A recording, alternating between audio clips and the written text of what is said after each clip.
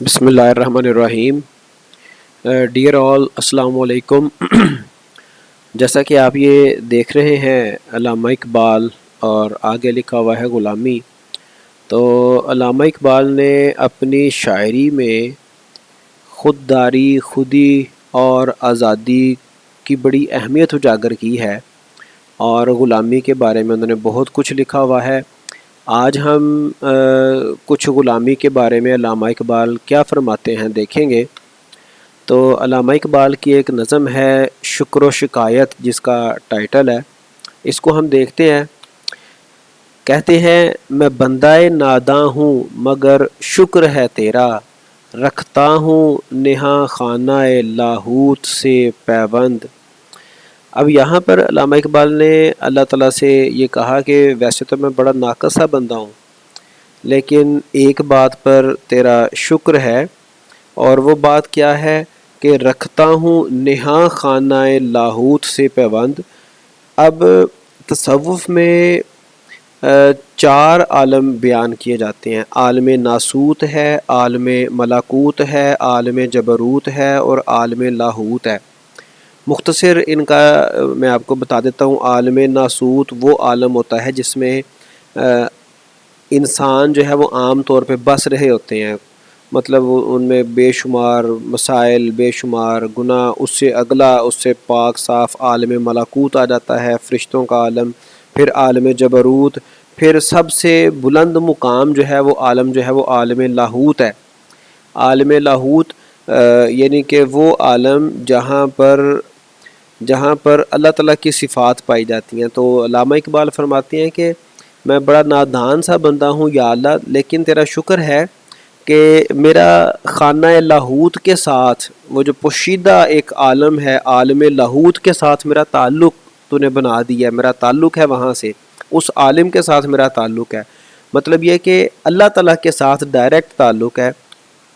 ایک ولولہ تازہ دیا میں نے دلوں کو، لاہور سے تا خاک بخارا و سمرقند۔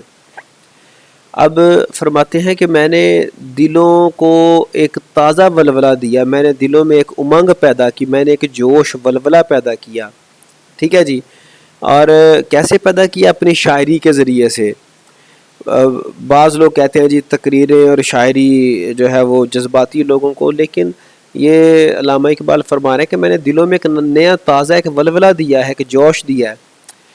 فرماتے ہیں لاہور سے تا خاک بخارا و سمرقند، یعنی کہ میری اس شاعری کا، میرے کلام کا جو اثر ہے، جو میں نے ولولہ دیا ہے، اس کا اثر، اس کا دائرہ کار کیا ہے؟ لاہور سے لے کے بخارا اور سمرقند تک میری شاعری جو ہے اس کا اثر ہے۔ یہ ترکستان کے شہر ہیں بخارا اور سمرقند، وہاں تک فرماتے ہیں کہ میرا اثر ہے، اور میں نے مسلمانوں میں اپنی شاعری اور اپنے پیغام کے ذریعے سے ایک نیا جوش اور ایک نئی امنگ پیدا کی ہے، ان کو خواب غفلت سے جگایا ہے، اور ان میں پھر سے آزادی اور عروج حاصل کرنے کا ولولہ پیدا کیا۔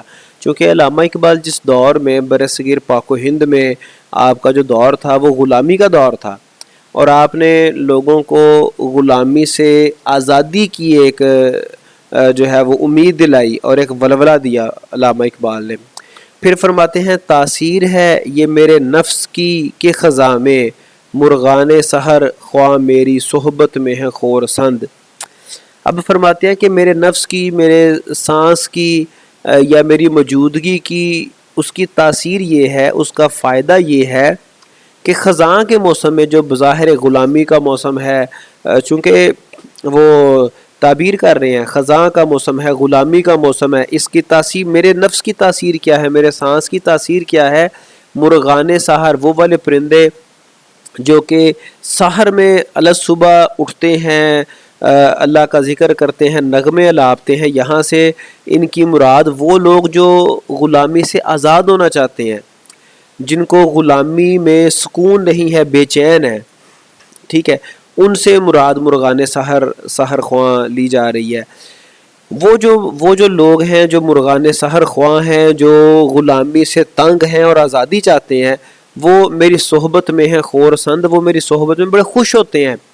چونکہ ان کو ایک نیا ولولہ ملتا ہے، ان کو ایک نئی امید ملتی ہے، نئی امنگ ملتی ہے، وہ میری باتیں سن کے، میری شاعری سن کے، وہ ان کے دل میں ایک نیا جوش پیدا ہوتا ہے، ٹھیک ہے جی، میرے پیغام کو وہ سنتے ہیں، لیکن وہ مجبور ہیں اور حالات ان کو کچھ کرنے نہیں دیتے۔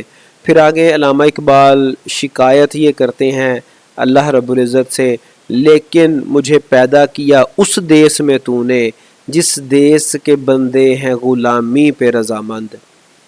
اور پھر یہ اس میں کوئی ایسی بات ہی نہیں ہے، فرماتے ہیں کہ یا اللہ مجھے تو نے اس دیس میں پیدا کر دیا جس کے بندے آزادی چاہتے ہی نہیں۔ اور ویسے میرا اپنا یہاں پر ایک ذوق ہے، علامہ اقبال رحمۃ اللہ علیہ اگر وہ کسی آزاد ملک میں پیدا ہوئے ہوتے تو ان کی حساسیت، ان کی جذباتیت، ان کی شاعری میں شاید یہ عروج، یہ نکھار نہ ہوتا۔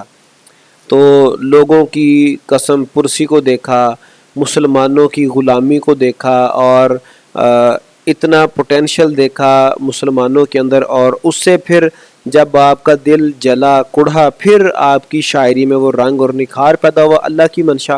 ایک اور نظم ہے جو کہ علامہ اقبال نے لکھی، نفسیات غلامی، اس کا ٹائٹل ہے نفسیات غلامی۔ فرماتے ہیں شاعر بھی ہیں پیدا، علماء بھی، حکماء بھی، خالی نہیں قوموں کی غلامی کا زمانہ۔ اب غلامی کی نفسیات بتا رہے ہیں، کہتا ہے فرماتے ہیں غلامی کے دور میں ایسا نہیں ہوتا کہ جو قوم غلامی میں ہو وہاں پہ کوئی انٹلیکچول نہیں ہوتے، وہاں پہ شاعر نہیں ہوتے، وہاں پہ علماء نہیں ہوتے، حکماء، فرماتے ہیں سب کچھ ہوتا ہے وہاں پہ، بڑے بڑے جینیس ہوں گے، بڑے بڑے کمال کے لوگ ہوں گے، بلکہ ہر فیلڈ میں، چاہے سائنس ہو چاہے آرٹس ہو، ہر فیلڈ کے بڑے بڑے فنکار ہوں گے، ٹھیک ہے جی۔ خالی نہیں قوموں کی غلامی کا زمانہ، قوموں کی جو غلامی کا زمانہ ہے وہ خالی نہیں ہوتا، وہ ان کے پاس سکلز یا لوگوں کی کمی نہیں ہوتی، مقصد ہے ان اللہ کے بندوں کا مگر ایک۔ اب یہ جو سارے بندے بتائے ہیں، جتنے بھی انٹلیکچوئلز ہیں، جتنے بھی کاریگر لوگ ہیں، ان سب کا مقصد صرف ایک ہوتا ہے، ٹھیک ہے، سکلز ہوتے ہیں، سارا کچھ ہوتا ہے، ذہانت ہوتی ہے، ان کا مقصد کیا ہوتا ہے؟ ہر ایک ہے گو شرح معانی میں یگانا، ان کا مقصد ابھی اگلے شعر میں بتائیں گے، لیکن بتا رہے ہیں کہ ہر بندہ، ان میں سے جتنے بھی انٹلیکچوئل ہیں، وہ اگر کسی بھی ٹاپک پہ، کسی موضوع پہ بات کریں تو ان کی بات دل کو اپیل کرتی ہے، ٹھیک ہے۔ شرح معانی، وہ جب کوئی کسی بات کو ایکسپلین کرتے ہیں تو سن کے مزہ آتا ہے۔ اب ان کا مقصد کیا ہوتا ہے؟ بہتر ہے کہ شعروں کو سکھا دیں رم آہو۔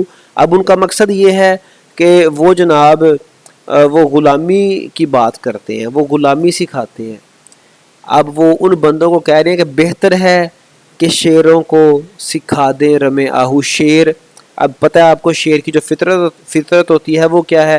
وہ لڑنا شعر کی فطرت ہے، رول کرنا، حاکم بننا شعر کو کہا جاتا ہے جنگل کا بادشاہ۔ اور رم آہو سے کیا مراد ہے؟ بہتر ہے کہ شعروں کو سکھا دیں رم آہو۔ رم آہو سے مراد ہے جب ہرن کسی خونخوار درندے کو، شیر کو دیکھتا ہے تو وہ وحشت کے ساتھ جو بھاگتا ہے اس کو رم آہو کہتے ہیں۔ آہو کہتے ہیں ہرن، اور رم آہو ہرن کا ڈر کے، خوف کے مارے بھاگنا، سر پٹ دوڑنا، وہ رم آہو ہے۔ تو وہ کہتے ہیں جی ان لوگوں کو، ان اللہ کے بندوں کو کہتے ہیں کہ بہتر ہے کہ شعروں کو سکھا دے رم آہو۔ ان کا کام یہ ہے، باقی نہ رہے شعر کی شعری کا فسانہ۔ ان کا مقصد یہ ہوتا ہے کہ وہ شعروں کو رم آہو سکھاتے ہیں، اور ان کا مقصد یہ ہوتا ہے کہ شعر کی شعری کا فسانہ نہ رہے، یعنی کہ ان کے پاس جتنے بھی سکلز ہیں، وہ جو بھی جس چیز میں بھی ماہر ہیں، ان کا آ جا کے مقصد یہ ہوتا ہے کہ ہم غلام ہیں، غلامی ہی ہمارا مقدر ہے، ہم آزاد نہیں ہو سکتے، یہ مسئلہ وہ مسئلہ۔ اور اگلے شعر میں علامہ اقبال فرماتے ہیں کرتے ہیں غلاموں کو غلامی پہ رضامند، کرتے ہیں غلاموں کو غلامی پہ رضامند، تاویل مسائل کو بناتے ہیں بہانہ۔ اب وہ اپنے سارے سکلز کو، یہ ہے ان اللہ کے بندوں کا مقصد ہے ان اللہ کے بندوں کا، مگر ایک یہ آخری شعر میں علامہ اقبال نے ان اللہ کے بندوں کا مقصد بیان کیا ہے کہ وہ غلاموں کو غلامی پہ رضامند کرتے ہیں. وہ غلاموں کو وہ نہیں سکھاتے جو علامہ اقبال نے اپنی پچھلی نظم میں کہا تھا، فرمایا تھا کہ فرماتے ہیں کہ تاثیر ہے یہ میرے نفس کی کہ خزاں میں مرغان سحر خواں میری صحبت میں ہیں خورسند. فرماتے ہیں کہ میں نے ایک ولولہ تازہ دیا میں نے دلوں کو، لاہور سے تا خاک بخارا و سمرقند. تو ان اللہ کے بندوں کا مقصد یہ نہیں ہوتا کہ ایک نیا ولولہ دیا جائے، غلامی سے آزادی کی امید پیدا کی جائے. ان کا مقصد یہ ہوتا ہے کہ غلاموں کو غلامی پہ ہی رضامند کیا جائے. لاؤ جی ہم تو نکمے ہیں، ہم تو امریکہ کے غلام ہیں، امریکہ ہمارے لیے معاشی مسائل پیدا کر دے گا. یہ وہ لازمی نہیں کہ امریکہ ہی ہو، امریکہ ہو سکتا ہے، روس ہو سکتا ہے، جاپان ہو سکتا ہے، چائنا ہو سکتا ہے، کوئی بھی ہو سکتا ہے، لیکن وہ فی زمانہ جدھر کی ہوا چلے ادھر کی بس اسی کے غلام. ٹھیک ہے جی.